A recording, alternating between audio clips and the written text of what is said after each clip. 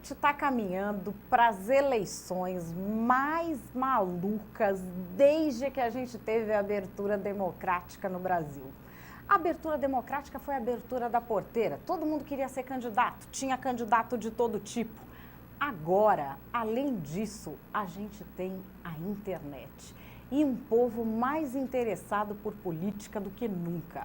É por isso que a gente está recebendo aqui o Dr. Alberto Rolo, que é especialista em direito eleitoral, é professor universitário da matéria, é um advogado experiente na área, que já ajudou a montar partido, prestação de conta, ele faz de tudo na área e vai esclarecer para a gente o seguinte: a internet mudou a discussão, a gente sabe, sobre política, mas ela mudou o bastidor do partido, da campanha, a dinâmica do que um político faz de verdade, ou é só a gente que está iludido?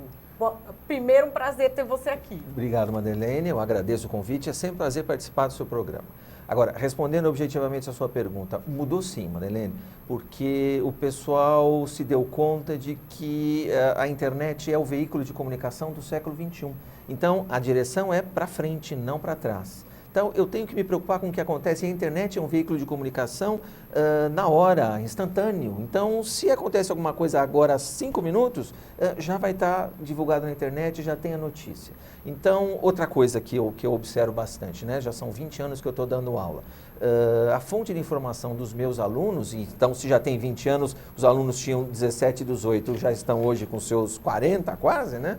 A fonte de informação é a internet. Eu pergunto, vocês viram a televisão ontem à noite, o noticiário? Não, a gente não assistiu, professor. Vocês leram a matéria que saiu no domingo no jornal impresso, a revista da semana? Não, a gente vê aquilo que está na internet, aquilo que está nas redes sociais. E os políticos já se aperceberam disso, já acordaram para isso. Então, eles estão preocupados, sim, com essa grande fonte de informação que é a internet hoje.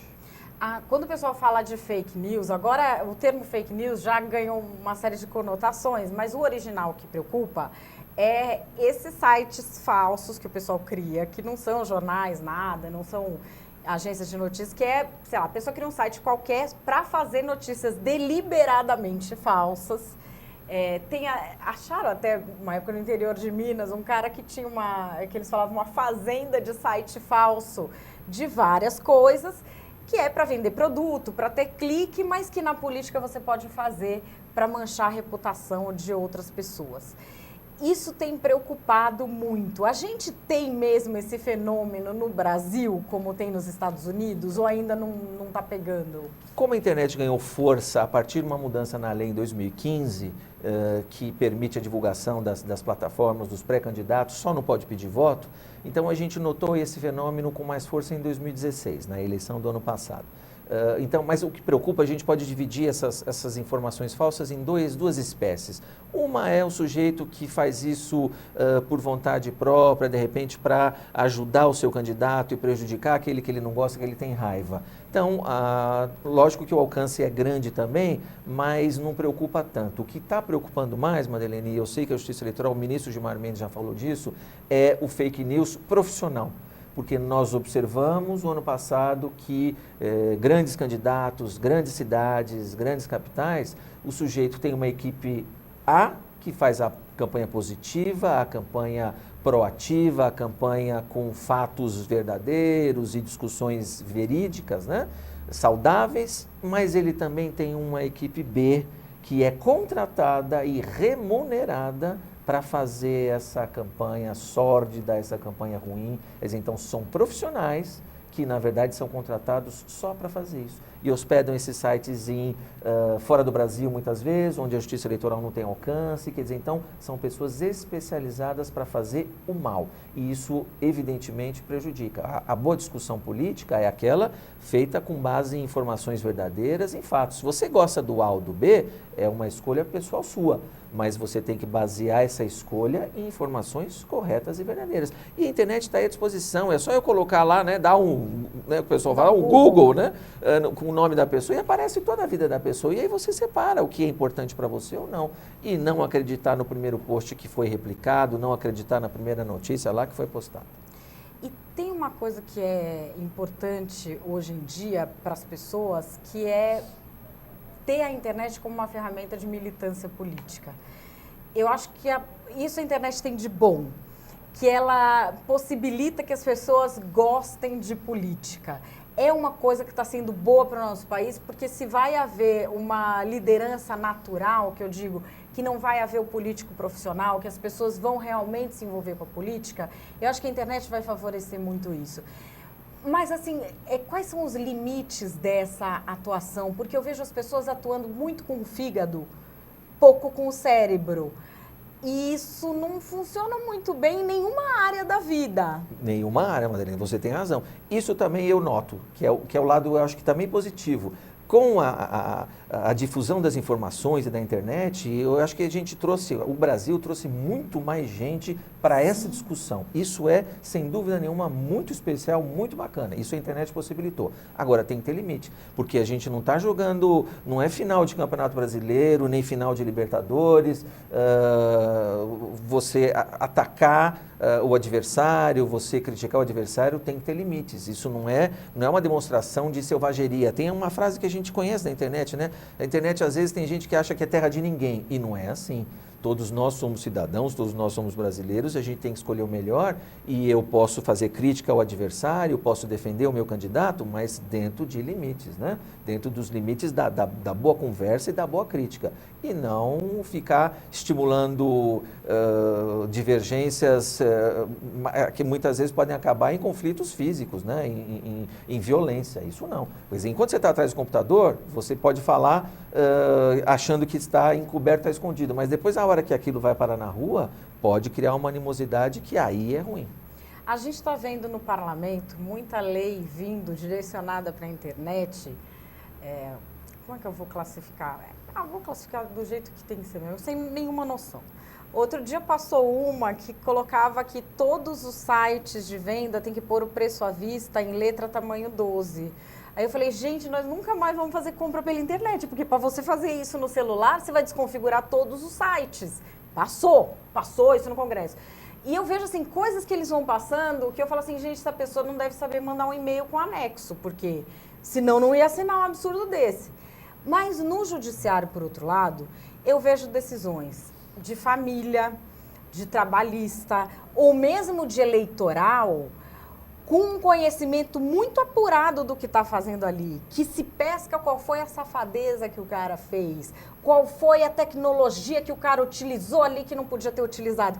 O judiciário já tem gente que se aprimorou para aplicar a lei que existe no contexto da internet. A internet também é mundo, né? E em benefício da sociedade. Sim. Quer dizer, e isso é importante, a gente discute lá na faculdade. Quer dizer, hoje em dia, os juízes, os ministros, a gente às vezes critica, tem 3 assessores, 5 assessores, mas justamente esses assessores existem para dar essa conexão com a realidade. Muitas vezes a gente vê os ministros lá com seus 60 anos, ou desembargadores aqui em São Paulo também com seus 60 anos, às vezes eles não têm esse conhecimento técnico que você está falando. Acho que nem eu tenho todo esse conhecimento técnico que você está falando, mas não significa que o judiciário não pode funcionar em prol da sociedade. Esses assessores trazem essa realidade. E você está dando exemplo de direito do consumidor, né? Quer dizer, às vezes o consumidor acaba sendo enganado por uma propaganda indevida, ou na hora que vai clicar lá, o preço à vista é um, a prazo é outro. Mas a solução não é a letra 12. A quem deu essa solução não entende da... Mas aí o judiciário tem que estar atento para, se for o caso, desfazer esse negócio ou reparar aquele dano que foi feito.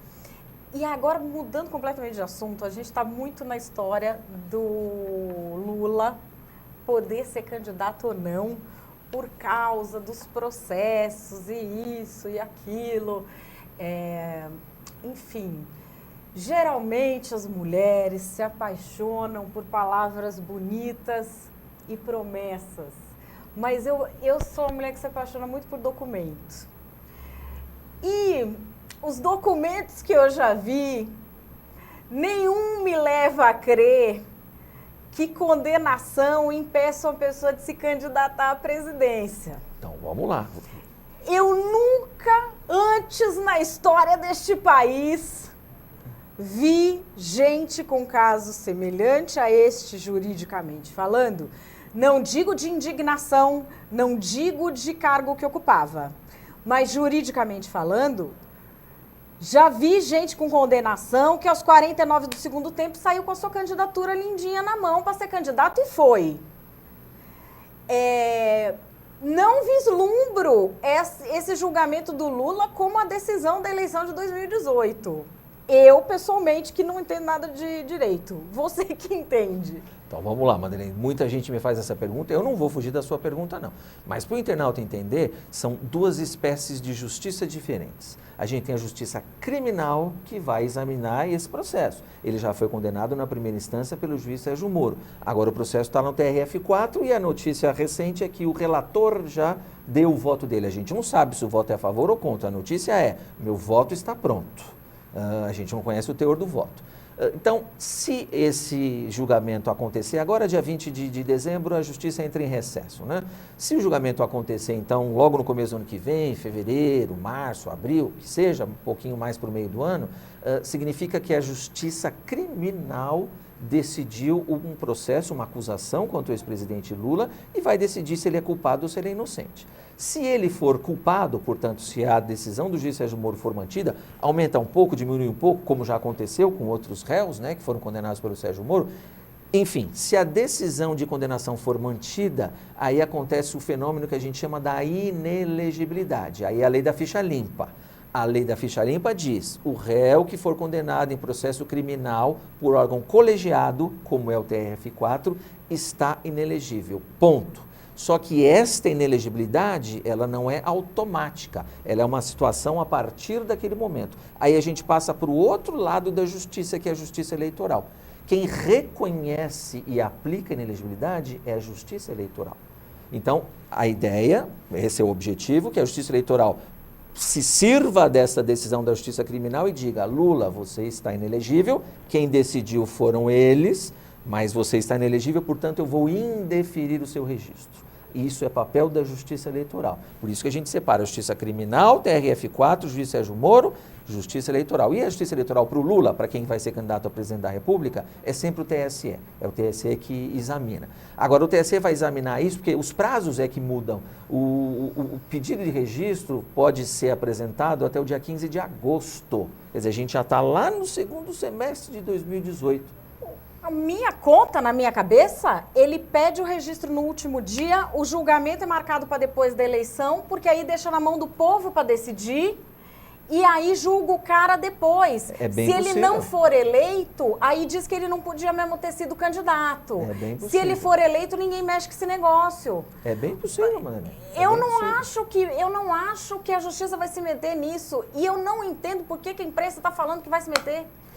Na verdade, as cobranças existem para que o TRF4 defina isso rapidamente, mas a gente pode chegar nesse nível. E aí, imagina ele eleito pela vontade popular e, Não de vai repente, caçar. os ministros com o risco de dizer, não, mas ele não podia ser candidato, nós vamos indeferir o registro. Vai ser um impasse. Por isso que me parece que a melhor saída, o melhor caminho é realmente o TRF4 decidir isso rapidamente. Aí, decidir o TRF, porque aí o TRF4 cumpre o papel dele, vai julgar o processo criminal e vai dizer, é culpado ou é inocente? Ponto. E aí a Justiça Eleitoral vai aplicar ou não a lei da ficha limpa lá na frente depois. Mas o TRF4 faz a parte dele. Bom, é mais uma daquelas coisas da justiça que começam parecendo uma coisa, mas não são bem assim. Tudo que é do judiciário a gente tem que ver explicado até o fim. Agora, tem uma coisa que os juízes gostam, estou fazendo aqui de advogada do diabo. Na Constituição está escrito que todo o poder emana do povo. O ministro Gilmar Mendes estava falando a lei da ficha limpa, que eu acho uma boa lei, foi feita com não sei quantos milhões de assinaturas populares. Mas ele fez uma ponderação que a gente tem que dar razão para o homem. A pessoa está lá passando na Praça da República, falando, vem assinar um negócio aqui contra a corrupção. Você assina, não quer dizer que você está concordando. Agora, quem vai lá e vota num candidato, ele vota concordando. Escolheu aquela pessoa. Escolheu aquela pessoa. E aí, o que é que vale mais? A lei ou o candidato que o poder que emana do povo escolheu? É uma decisão difícil pra caramba para a justiça tomar. É difícil porque no TRF4 são 3 desembargadores, o juiz Sérgio Moro é um só, no TRF4 são 3 desembargadores, depois se tiver STJ ou STF, enfim, quando um potencial eleito para presidente da República vai ter aí 40 e tantos milhões de votos, né? Agora também é o seguinte, a lei da ficha limpa, eu também concordo com você que ela é boa e ela veio para separar o joio do trigo. Quer dizer, então, se a gente reclama de passar o Brasil a limpo e de acabar com a corrupção, a gente também tem que dar oportunidade para a lei funcionar e entregar para a sociedade. Olha, este pode, esse é ficha limpa, este não pode, esse é ficha suja. Então, se é ficha suja, não importa, eu entendo o raciocínio, não importa, mas eu posso absolver, o povo posso absolver. Ele é ficha suja, mas se ele tiver tantos milhões de votos, ele está absolvido.